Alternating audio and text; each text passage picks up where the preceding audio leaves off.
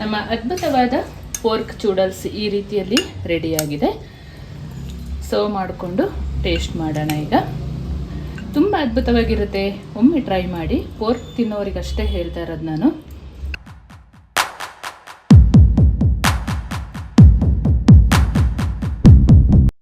ನಮಸ್ತೆ ಎಲ್ಲರನ್ನು ಸುಸಿಸ್ ಕಿಚನ್ಗೆ ಸ್ವಾಗತ ಮಾಡಿಕೊಂಡು ಇವತ್ತು ಅದ್ಭುತವಾದ ಅಡುಗೆ ಮಾಡ್ತಾ ಇದ್ದೀನಿ. ಬನ್ನಿ ಹೇಗೆ ಮಾಡೋದು ನೋಡೋಣ. ನಾನು ಮಾಡುವ ಅಡುಗೆಗಳು ನಿಮಗೆ ಇಷ್ಟ ಆಗ್ತಿದ್ರೆ ದಯಮಾಡಿ ಸಬ್ಸ್ಕ್ರೈಬ್ ಮಾಡಿಕೊಂಡು ಪಕ್ಕದಲ್ಲೇ ಇರುವ ಬೆಲ್ ಬಟನನ್ನು ಕ್ಲಿಕ್ ಮಾಡಿಕೊಂಡು ನಿಮ್ಮ ಫ್ರೆಂಡ್ಸ್ ಆ್ಯಂಡ್ ಫ್ಯಾಮಿಲಿಗೆ ಹೆಚ್ಚು ಶೇರ್ ಮಾಡಿ, ನನ್ನ ಚಾನಲ್ಗೆ ಸಪೋರ್ಟ್ ಮಾಡಿ. ಇವತ್ತು ನಾನು ಹಂದಿ ಮಾಂಸದಿಂದ ಒಂದೊಳ್ಳೆ ರೆಸಿಪಿಯನ್ನು ಮಾಡ್ತಾ ಇದ್ದೀನಿ. ಅದೇನಪ್ಪ ಅಂದರೆ ಪೋರ್ಕ್ ಚೂಡಲ್ಸ್ ಮಾಡ್ತಾ ಇದ್ದೀನಿ. ತುಂಬ ಚೆನ್ನಾಗಾಗುತ್ತೆ. ನೀವು ಕುಕ್ಕರಲ್ಲಿ ಬೇಕಾದರೆ ಉಪ್ಪು ಮೆಣಸು ಅರಿಶಿಣ ಹಾಕಿ ಬೇಯಿಸ್ಕೊಳ್ಬೋದು, ಇಲ್ಲ ಸ್ವಲ್ಪ ಎಳೆತ್ತಾದ ಮಾಂಸ ಆದರೆ ಹಾಗೆ ಪಾತ್ರೆಗೆ ಹಾಕಿ ಬೇಯಿಸ್ಕೊಂಡ್ರೆ ಅದು ಕೂಡ ಚೆನ್ನಾಗಾಗುತ್ತೆ. ನಾನು 1 kg ಮಾಂಸ ತೊಗೊಂಡಿದ್ದೀನಿ. ಮಾಂಸ ಪ್ಲಸ್ ಈ ಥರ ಚುಟ್ಟಿ ಇರುವ ಭಾಗನ ತೊಗೊಂಡಿದ್ದೀನಿ. ಇದು ಎಣ್ಣೆ ಬಿಟ್ಟ ಮೇಲೆ ಈ ಪೀಸಸ್ ಎಲ್ಲ ಇನ್ನೂ ಸ್ವಲ್ಪ ಸಣ್ಣ ಆಗುತ್ತೆ, ಅವಾಗ ತುಂಬ ಚೆನ್ನಾಗಾಗುತ್ತೆ. ಬನ್ನಿ ಹೇಗೆ ಮಾಡೋದು ನೋಡೋಣ. ಅದಕ್ಕಿಂತ ಮೊದಲು ನನ್ನ ಚಾನಲ್ಗೆ ನೀವು ಹೊಸಬರಾಗಿದ್ದರೆ ಪ್ಲೀಸ್ ಸಬ್ಸ್ಕ್ರೈಬ್ ಮಾಡಿಕೊಂಡು ಪಕ್ಕದಲ್ಲೇ ಇರುವ ಬೆಲ್ ಬಟನನ್ನು ಕ್ಲಿಕ್ ಮಾಡಿ ಲೈಕ್ ಮಾಡೋದನ್ನು ಮರಿಬೇಡಿ, ಆಯಿತಾ? ತುಂಬ ಜನರು ವಿಡಿಯೋ ನೋಡ್ತಾರೆ, ಲೈಕ್ ಮಾಡಲ್ಲ.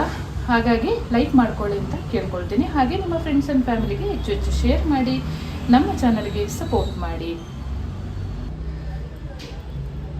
ಒಂದು ಪಾತ್ರೆಗೆ ಸೇರಿಸ್ಕೊಂಡಿದ್ದೀನಿ.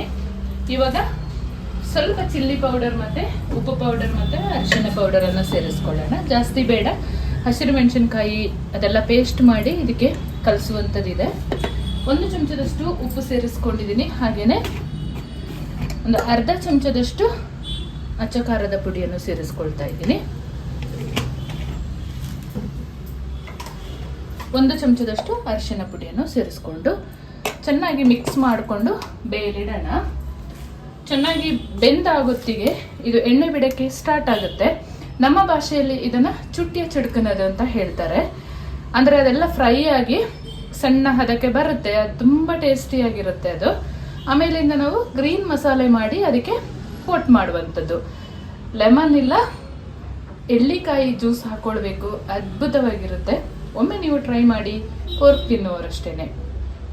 ಜಾಸ್ತಿ ಬೆಳೆದ ಮಾಂಸ ಆದರೆ ಅದು ಪಾತ್ರೆಯಲ್ಲಿ ಬೇಯಲ್ಲ ಅಂತ ಹೇಳಿದರೆ ಕುಕ್ಕರಲ್ಲಿ ಹಾಕಿ. ನಾನು ತಗೊಂಡಿರೋದು ಎಳೆತಾಗಿದೆ, ಸೊ ಹಾಗಾಗಿ ನಾನು ಪಾತ್ರೆಯಲ್ಲಿ ಹಾಕಿ ಬೇಯಿಸ್ಕೊಳ್ತೀನಿ. ಇದು ತೊಳೆದ ನೀರೇ ಸಾಕಾಗುತ್ತೆ. ಬೆಂದಾಗಿ ಆಮೇಲಿಂದ ಆಯಿಲ್ ರಿಲೀಸ್ ಆಗೋಕ್ಕೆ ಸ್ಟಾರ್ಟ್ ಆಗುತ್ತೆ. ತುಂಬ ಬೇಗನೆ ಮಾಡಿಕೊಳ್ಳುವಂಥ ಒಂದು ಸ್ಟಾರ್ಟರ್ ಆಗಿರುತ್ತೆ ಇದು. ಚಂದ ಮಿಕ್ಸ್ ಮಾಡಿಕೊಂಡು ಮುಚ್ಚಿ ಬೇಯಲಿಡೋಣ. ಮಾಂಸ ಎಲ್ಲ ಬೆಂದಾಗೊತ್ತಿಗೆ ಒಂದು ಪೇಸ್ಟನ್ನು ರೆಡಿ ಮಾಡ್ಕೊಳ್ಳೋಣ. ಗ್ರೀನ್ ಮಸಾಲೆ ರೆಡಿ ಮಾಡ್ಕೊಳ್ಳೋಣ. ಇದು ಸ್ವಲ್ಪ ಖಾರ ಖಾರ ಇದ್ದರೆ ತುಂಬ ಚೆನ್ನಾಗಾಗುತ್ತೆ. ಹಾಗಾಗಿ ಒಂದು 8 ಹಸಿರು ಮೆಣಸಿನಕಾಯಿ ತೊಗೊಂಡಿದ್ದೀನಿ. ನೀವು ಗಾಂಧಾರಿ ಮೆಣಸಿದ್ರೆ ಹಾಕೊಳ್ಳಿ, ಅದು ಚೆನ್ನಾಗಾಗುತ್ತೆ. ಒಂದು ಅರ್ಧ ಕೈ ಮುಷ್ಟಿಯಷ್ಟು ಕೊತ್ತಂಬರಿ ಸೊಪ್ಪು, ಒಂದು 10 ಎಲೆಯಷ್ಟು ಪುದೀನ ಸೊಪ್ಪನ್ನು ಸೇರಿಸ್ಕೊಂಡಿದ್ದೀನಿ. ಹಾಗೆ ಕರಿಬೇವು ಸೊಪ್ಪನ್ನು ಸೇರಿಸ್ಕೊಂಡಿದ್ದೀನಿ. ಎಲ್ಲವನ್ನು ನೀಟಾಗಿ ವಾಶ್ ಮಾಡಿಕೊಂಡು ಆಮೇಲೆ ತೀರಾ ನೈಸಲ್ಲ, ಸ್ವಲ್ಪ ತರಿಯಾಗಿ ರುಬ್ಕೊಳ್ಳೋಣ. ಕೈ ಹುಳಿ ತೊಗೊಂಡಿದ್ದೀನಿ, ಊರಿಂದ ತೊಗೊಂಡು ಬಂದಿದ್ದು. ಬೇಕಿದ್ರೆ ಲೆಮನ್ ಕೂಡ ಯೂಸ್ ಮಾಡ್ಬೋದು. ಇಷ್ಟೇ ಪದಾರ್ಥ. ಇದನ್ನು ಒಂದು ಸಣ್ಣ ಮಿಕ್ಸಿ ಜಾರಿಗೆ ಹಾಕೊಂಡು ರುಬ್ಕೊಳ್ಳೋಣ. ಈ ಹದದಲ್ಲಿ ರುಬ್ಕೊಂಡಿರಬೇಕು.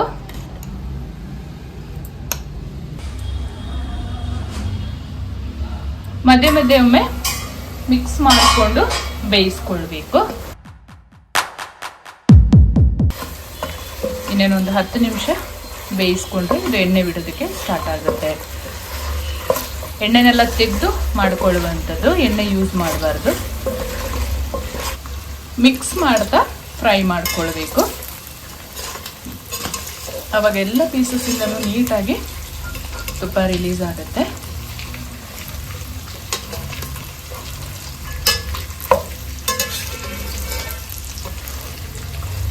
ಒಮ್ಮೊಮ್ಮೆ 1 kg ಪೋರ್ಕ್ ತೊಗೊಂಡ್ರೆ ಸಾಧಾರಣ 3/4 ಬಾಟ್ಲೆಲ್ಲ ಆಯಿಲ್ ಇರುತ್ತೆ. ಈ ಥರ ಚುಟ್ಟಿನೇ ತೊಗೊಂಡ್ರೆ ಅರ್ಧ ಚುಟ್ಟಿ ಅರ್ಧ ಮಾಂಸ ಬೇಕಾದರೆ ತೊಗೊಳ್ಬೋದು. ಮಾಂಸ ಆಯ್ಕೆ ಮಾಡಿಕೊಳ್ಳುವಾಗ ನಿಮಗೆ ಯಾವ ರೀತಿಯ ಮಾಂಸ ಬೇಕೋ ಅದನ್ನು ನೀವು ತೊಗೊಂಡ್ರೆ ಚೆನ್ನಾಗಾಗುತ್ತೆ. ಈ ಹದದಲ್ಲಿ ಫ್ರೈ ಮಾಡಿಕೊಂಡ್ರೆ ಸಾಕು. ಇವಾಗ ಆಯಿಲ್ ಎಲ್ಲ ಸೋಸ್ಕೊಳ್ಳೋಣ. ಮಾಂಸನೇ ಸಪ್ರೇಟ್, ಆಯಿಲ್ ಸಪ್ರೇಟ್ ಮಾಡಿಕೊಂಡ್ರೆ ಆಯಿತು. ಬಿಸಿ ಬಿಸಿ ಇರುವಾಗಲೇ ಮಾಂಸನ ತಗೊಳ್ಬೇಕು.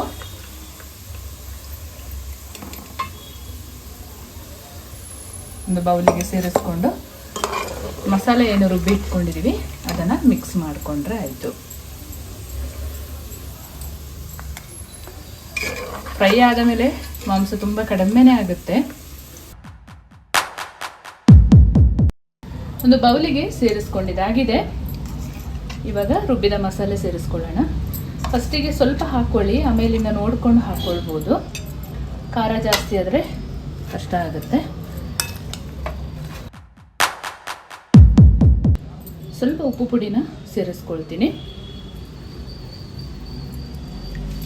ನಾವು ಹಾಕಿದ ಮಸಾಲೆ ಎಲ್ಲ ಎಣ್ಣೆ ಎಲ್ಲ ಹೋಗಿದೆ, ಹಾಗಾಗಿ ಉಪ್ಪು ಹಾಕ್ಕೊಳ್ಳೇಬೇಕೀಗ.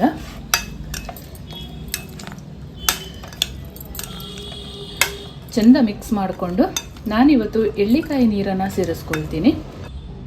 1.5 ಚಮಚದಷ್ಟು ಎಳ್ಳಿಕಾಯಿ ನೀರು ಸೇರಿಸ್ಕೊಳ್ಳೋಣ. ಚೆಂದ ಒಮ್ಮೆ ಮಿಕ್ಸ್ ಮಾಡಿಕೊಂಡ್ರೆ ರುಚಿಯಾದ ಖಾರವಾದ ನಮ್ಮ ಪೋರ್ಕ್ ಚೂಡಲ್ಸ್ ರೆಡಿಯಾಗಿದೆ. ನಮ್ಮ ಅದ್ಭುತವಾದ ಪೋರ್ಕ್ ಚೂಡಲ್ಸ್ ಈ ರೀತಿಯಲ್ಲಿ ರೆಡಿಯಾಗಿದೆ. ಸರ್ವ್ ಮಾಡಿಕೊಂಡು ಟೇಸ್ಟ್ ಮಾಡೋಣ. ಈಗ ತುಂಬ ಅದ್ಭುತವಾಗಿರುತ್ತೆ, ಒಮ್ಮೆ ಟ್ರೈ ಮಾಡಿ. ಪೋರ್ಕ್ ತಿನ್ನೋರಿಗಷ್ಟೇ ಹೇಳ್ತಾ ಇರೋದು ನಾನು.